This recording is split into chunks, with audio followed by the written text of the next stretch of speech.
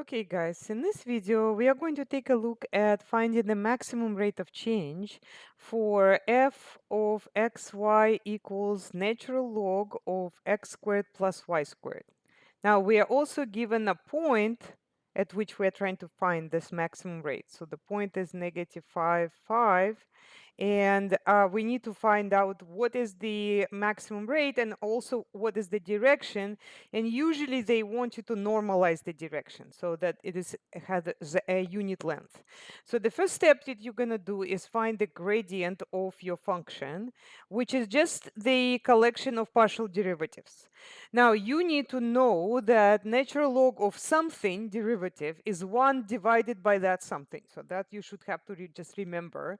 So natural log derivative is 1 over the something, and the something in this case is x squared plus y squared.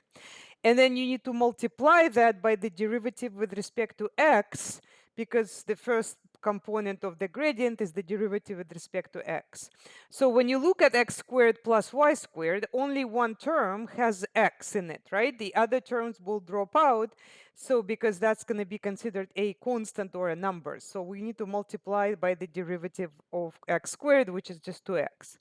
Then we're going to take again the derivative of the same thing, but now with respect to y, which is going to give you 1 over x squared plus y squared. And you should also, of course, understand. So this time it's just going to be 2y instead of 2x. Okay, so that's the gradient. The next step is to plug in the point into the gradient. And that will give you the direction of the maximum rate, because we know from theory that the gradient shows the direction in which a maximum rate can be achieved, which if you think about it, if you think of this thing as a surface, in which direction would I need to go if I'm located at negative 5, 5, so that I get the steepest possible slope? So I'm plugging in x equals negative 5 and y equals positive 5. So that's going to give me negative 10 because x is negative 5. And then x squared plus y squared is just going to be 50, right? So because it's just going to be 25 plus 25. Now, for the y, it'll be the same thing, but the positive 10 divided by 50. So if I were to simplify that, it's going to be negative 1/5, positive 1/5. So that will be the direction. However, that's not normalized. So I would need to normalize it. So I'm not ready. But first, to find the maximum rate, that's the magnitude of the gradient.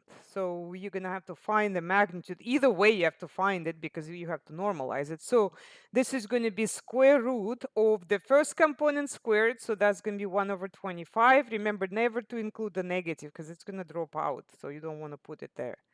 Okay, so that looks like it's just going to be 1 over 25 plus 1 over 25, which is 2 over 25. So you can already input that here. So this will be square root of 2 divided by 5, because you can break it apart, right? And square root of 25 is 5. Now, the direction means that you have to normalize the gradient. So each component you have to divide by the magnitude. Now, in this case, the magnitude is square root of 2 divided by 5. So when I'm dividing by it, I'm actually multiplying by the reciprocal. So this is going to be 5 divided by square root of 2.